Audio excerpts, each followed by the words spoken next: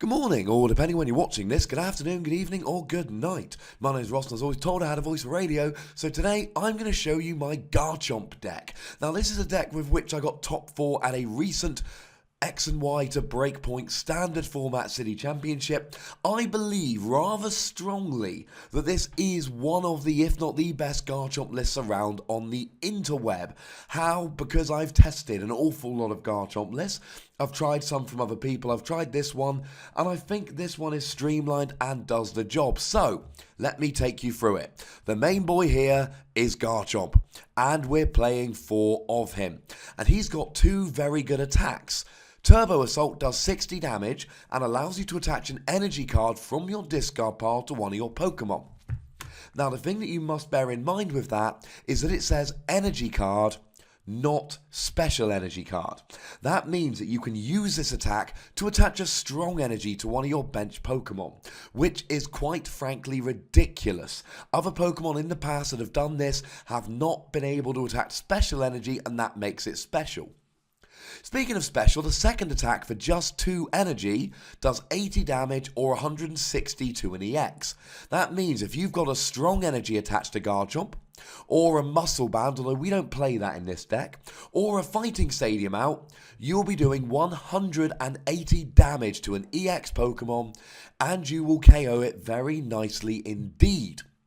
That, ladies and gentlemen, means that you can very quickly be KOing EX Pokemon and going ahead and trying to win the game. It really is absolutely phenomenally good at that. Now, of course, if you're against non-EX Pokemon that have high HP, we'll talk about that a little later, then that can be a slight problem. But for now, if you're playing against EX decks, Garchomp is good. And let's not forget, ladies and gentlemen, that you can attack with one Garchomp using Turbo Assault, while attacking an energy to a bench Garchomp, so by the time your first Garchomp goes down, you've got an energy on the bench.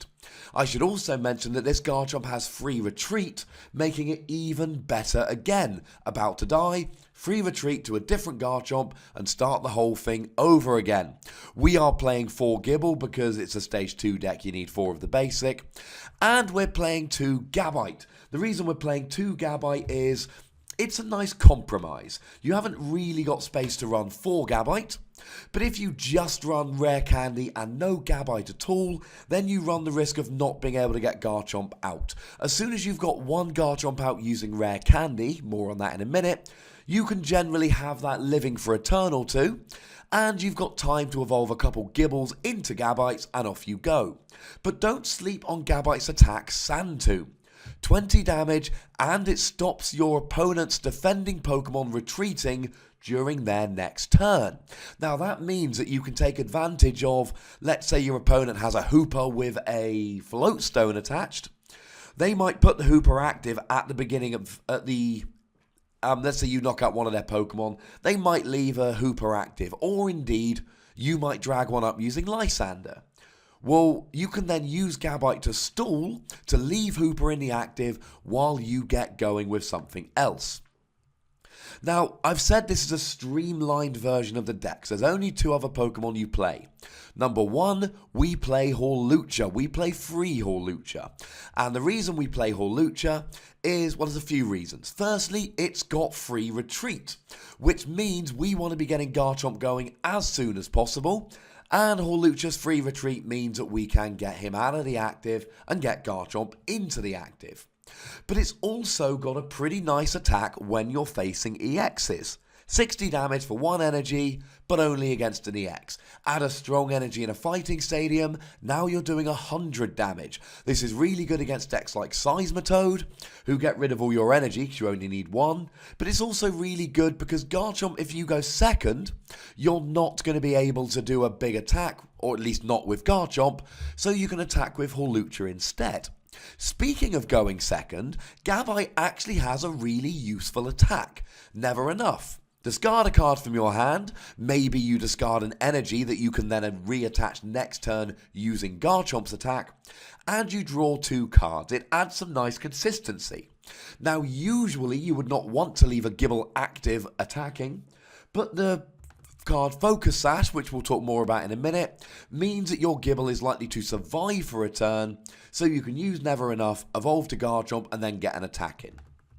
We also play one Shaman. Now let me be clear, ladies and gentlemen, we don't want to play Shaman in this deck. We really don't. However, we may well need to use Corinna to search for an Ultra Ball to grab a Shaman, because sometimes you've got a Corinna in hand, which allows you to go ahead and grab a fighting Pokemon and an item card, and sometimes you'll have a fairly dead hand. So there are games, quite a few games, where you grab a fighting Pokemon and you grab an Ultra Ball so that you can grab a Shaman. We don't want to do that, but we don't really have a choice in some games. And he's also by far your worst starter. Start with Gibble, and you can use Never Enough on your first turn. Start with Hawlucha, and you can free retreat to use Never Enough, or just attack with Flying Press. You don't want to start Shaman. Now, in terms of energy, we play 4 strong energy because it's amazing, and we'd play more if we could, and we play 5 fighting energy. I believe that's the correct line. I wouldn't mind 1 or 2 more energy, but honestly, space is an issue here. Now we play 4 Rare Candy. Rare Candy is amazing. Rare Candy, as long as he's been down for a turn, allows you to evolve Gibble all the way up into Garchomp. And that's very important because speed is of the essence. A very common play with this deck will be using Corinna on turn 2 to grab a Rare Candy and a Garchomp, and you are rolling. Now in terms of supporters, we play 4 Corinna because it's just too good.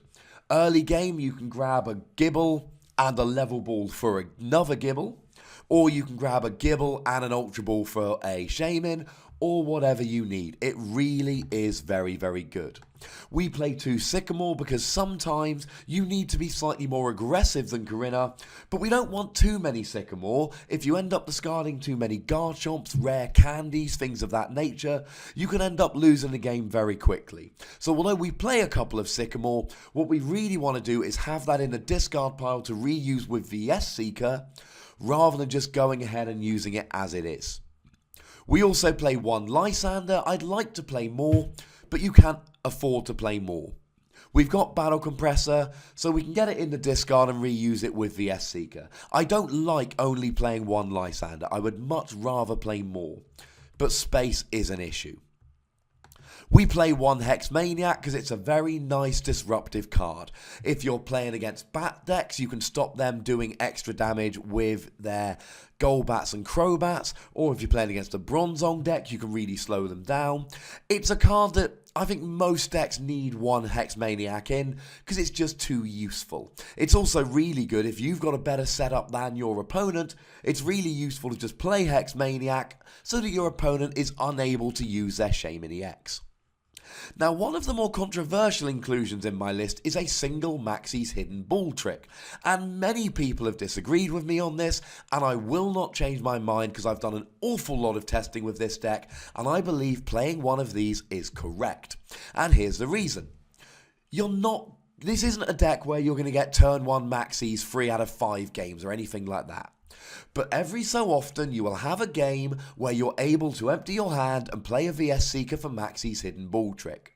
And in that game, you are going to have a huge advantage. It can sometimes be very difficult to get Garchomp number 5. After your 4th Garchomp has gone down, either you recover the Pokemon and then go through the Gibble Gabite Garchomp or Gibble Rare Candy Garchomp route, or you use Maxie's Hidden Ball trick. And on the games where this works, it's brilliant. You only play 1 because it's unreliable, but it's one of those cards that when it works, it is so useful that it is worth playing. We play 2 Fighting Stadium. It does 20 more damage or allows all of your Pokemon other than Shaman, with whom you should never be attacking, to do 20 more damage to an EX Pokemon. It's really, really good, but you don't always need it. Garchomp with a strong energy hits 180, which will KO most EXs. So it's useful, but it's not absolutely vital. I started the list with 4 Fighting Stadium, and I ended up having to cut down to 2. Now, one exceptionally important card in the deck is Focus Sash, and you need 4 of these, and I would argue this is non-negotiable. This is one of the reasons the deck is very, very good. Now, Focus Sash, and an awful lot of people I've come across don't know the proper ruling on Focus Sash, haven't read it properly. If a fighting Pokemon would be knocked out from full health, Focus Sash gets discarded, it goes down to 10 damage. And it lives for a turn. So you put a Gibble up turn 1, you use Never Enough with a Focus Sash, your opponent can probably do 60 damage, but unless they can get rid of the Focus Sash, you can evolve him and attack next turn. Your Hawlucha, you can pop him up turn 1 and he doesn't die, assuming he's got a Focus Sash attached. But the really, really good use is with Garchomp. When you send a Garchomp up, you can often be doing 180 damage to an EX and getting a one-hit KO. That is fantastic. Now, if your opponent can do 130 damage, they still won't get the KO unless they can poison you or play a Xerosic or a Startling Megaphone or something to get rid of the Garchomp. That's it. It means that you can put up a Garchomp, one-hit KO an EX, and he'll probably live to kill a second EX. And it really is a combination of both of Garchomp's attacks and the free retreat and the Focus Sash which makes him amazing. You can attack with Garchomp, have him almost killed, and then free retreat into a new Garchomp with a new Focus Sash. It really is absolutely spectacular. So, let's have a very quick look at the other items we play. 4 Level Ball is a no-brainer. You need to set up really, really quickly. The only Pokemon you cannot grab with Level Ball are Shaymin and Garchomp. But you can grab Garchomp with Korrina, because Korrina allows you to search for a fighting Pokemon. And most of the time, you will get your first Garchomp with a Korrina, going for Rare Candy Garchomp. After that, you can get Gaboites out with Level Ball, and then you can draw into the Garchomps as and when. The first Garchomp, because of Focus Sash, is likely to live a couple of turns. Generally, once you've got one, or especially if you get 2 Garchomp up and rolling, generally you can survive for long enough that you're not in a great hurry to get the next Garchomp out. We play 1 Sacred Ash. You need to be able to recover Pokemon. Often you'll discard this too early or you won't draw into it at the right time. But 4 Garchomp with Focus Sash might be enough to win the game, or it might not. And if it's not, you need a Focus Sash to try and recover some Pokemon. Try and get that 5th Garchomp. 1 Professor's Letter is purely in there for Korrina. One of the beautiful things about Korrina is that, let's say you've got a Gibble, but you don't have any energy, then you can Korrina for a second Gibble and an energy. Or in fact, 2 energy. And that's super, super useful. We play 2 Ultra Ball for a couple of reasons. Firstly, 4 balls is not enough, we need to set up. Secondly, as I've said, you can Korrina for an Ultra Ball for a Shaymin. And thirdly, we still want something that can search out the Garchomp other than Korrina, and that is where Ultra Ball comes in. It's very, very useful indeed. And the last couple of cards, we play 4 Trainer's Mail. This deck needs to set up quickly. This deck doesn't have that many tricks. The deck basically goes, I'm going to get some Garchomp up, I'm going to attach Focus Sash, and I am going to attach energy with Garchomp's first attack and smash EXs with the second. And that's what my deck does. And if you set up, you will win an awful lot of games. And the big caveat there is if you set up. You need to be able to set up. So for that reason, Trainer's Mail is really good. Look at the top 4 cards. Grab something you find. Maybe you find that Korrina that you didn't have before. Maybe you draw into the Rare Candy that allows you to get a Garchomp. Maybe you draw into the Focus Sash that lets you live for another turn. And the last card in this deck is a couple of 4 VS Seeker. Every deck should play 4 VS Seeker. It's broken. And finally, I've missed one. There's a card missing from this deck. There's a mistake here. I'm going to have to look at what that is. We play a couple of Acrobike. Why do we play Acrobike? We don't really want to play Acrobike, ladies and gentlemen. It's not a particularly great card. Firstly, you could be forced into an uncomfortable discard. Secondly, it doesn't really get you everything you want. However, we need to set up in this deck, as I keep saying. So the reality is, you play a couple of Acrobike, not particularly because you're desperate to get going, really, it's not because, I really hope I draw into one, tee. You play it because maybe you can go ahead and, get set up a turn or two early. Now, there is a secret tech, which I'm not going to leave in the list, which I'm going to tell you about. So those of you watching the video, please don't put this in the comments, because this isn't the actual 60 card list I played. This is 59, there is a change here. And what I did, and please don't put it in the comments, leave it as I suppose a bit of a thank you, a bonus for those of you that actually watch the video, rather than just wait till the list comes up, pause it and copy it. Take out a level ball, because 3 is enough with 2 Ultra Ball, and put in a Battle Compressor. And Battle Compressor is wonderful in this deck. What it allows you to do really is 2 things. Firstly, 3 things actually. Number 1, it's searchable with Corinna. You can discard a strong energy or a fighting energy, usually a strong, and then you can get them onto your Pokemon more quickly using Garchomp's first attack.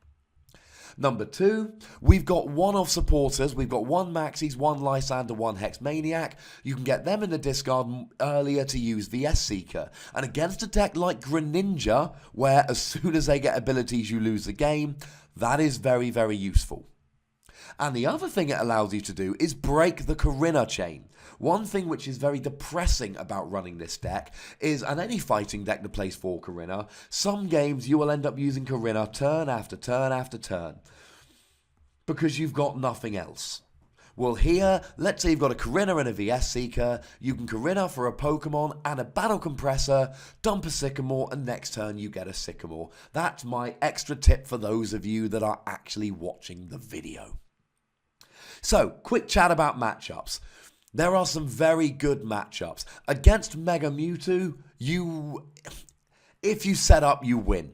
Now, I'm not going to put a game at the end of this video because I've already shown you one game from a tournament where I played this, and another one is going up soon. Links are in the description. I'm not doing some silly PTCGO game against some guy who's playing a silly deck. I'm giving you 2 actual games from people who made top cut at a city championship. I think that's better. We'll look for them in the video description. They find it difficult to one-hit KO Garchomp because of Focus Sash, and you 2-hit KO them very easily. If they damage change, that's really not a problem. They damage change, and then you still get the 2-hit KO, and then they're getting a 2-hit KO. You're getting a 2-hit KO. It's really not working in their favor. Manectric Bats and Lucario Bats are both very favourable matchups. Yes, I know that Golbat and Crobat can drop damage counters to stop your Focus Sash. And yes, I know Golbat and Crobat can drop damage counters and kill Gibble. And Manectric's Overrun attack can do that as well. But you know what? They can't do both. If they overextend on bats to kill Gibbles, your Focus Sash will survive. If they keep the bats to break Focus Sash, your Gibbles will survive. Trying to attack with Crobat is too slow. Garchomp is much faster than Crobat because you're playing Rare Candy and they're not. And if they're attacking with Lucario or Manectric EX, you use Garchomp's second attack to one-hit KO them very easily. Night March is an awkward matchup because they're very, very fast. You need Focus Sash. But if you can get your Focus Sash early against Night March, they're not taking prizes unless they play Zerosic every turn, which will hinder their setup.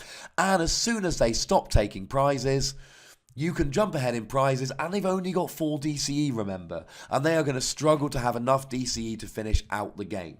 They're going to need a DCE and a Zerosic every turn just to keep up the pressure. If you get going early, you should win. And so on and so forth. So what are and there's not all the matchups, there's just a sprinkling thereof. Oh, Eviltal again. Eviltal's a pretty good matchup because you're one-hit KOing Eviltal EX, Darkrai EX, etc. for 2 prizes, and they're only one-hitting you back if they've got something like a Xerosic. However, it can be very awkward with fighting Fury Belt nowadays. It's a tool that gives them plus 40 HP, and an Eviltal EX with 40 more HP can be a bit of a pain. What's bad matchups then? There are basically 2. Firstly, Greninja Break is a terrible matchup because their abilities will just run through you. They will be KOing so many Pokemon using Greninja Break and XY Greninja's abilities that you won't be able to keep up. You will lose the prize trade. Now, you might be able to outspeed them and win, and I've done that in testing, but that's your only hope. The other terrible matchup is Trevenant.